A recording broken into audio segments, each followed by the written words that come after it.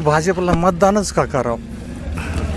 कशामुळं करावं? रेल्वे केल्यामुळं करावं, विमानतळ ऐकले म्हणून करावं, आमचा येणारा पीक विमा खाल्ला म्हणून करावं, शिवाजी महाराजाची शपथ वाहिली मुख्यमंत्र्यांनी तरी बी ते मराठ्याला आरक्षण देत नाही म्हणून करावं, 100-250 रुपयाचा गॅस 1200ला केला म्हणून करावं, का सारा देश बरबाद केला म्हणून करा. तुम्हीच आम्हाला सांगा की कोणत्या बेसवर करावं? जे बरबडलेले नेते ज्यांनी कोट्यावधी रुपयाला भोपाळमध्ये सांगितलं पंतप्रधानांनी की उद्या परदेशी महाराष्ट्रात कारवाई होणार, आणि तिसऱ्या दिवशी ते अजित पवारांचा प्रवेश होतो. भ्रष्ट झालेले, देश लुटलेली सगळी फौज एकत्र झाली म्हणून करावा.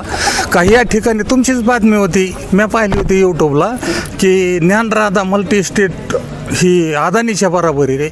मग अशा तुम्ही बातम्या करतात म्हणून करावं का? किंवा तुम्ही हे असे लोक लुटणाऱ्याला पाठीशी घालता म्हणून करावं?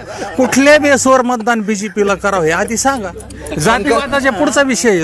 उलट अर्थ ह्या सरकारने महाराष्ट्रातले जेवढे हेड ऑफिस होते देशाचे, कारखान्याचे म्हणा कुठले वेगवेगळे, ते केलं. एवढ्यांनी थांबले नाही. नुसतं महाराष्ट्रात मराठ्याला आरक्षण मिळायचं म्हणलं की सगळ्या नोकऱ्या खाजगी केल्या.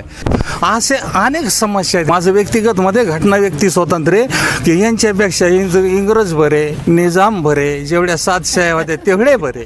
इतके हरामी नीच येते आणि यांना मतदान कसं काय करावं?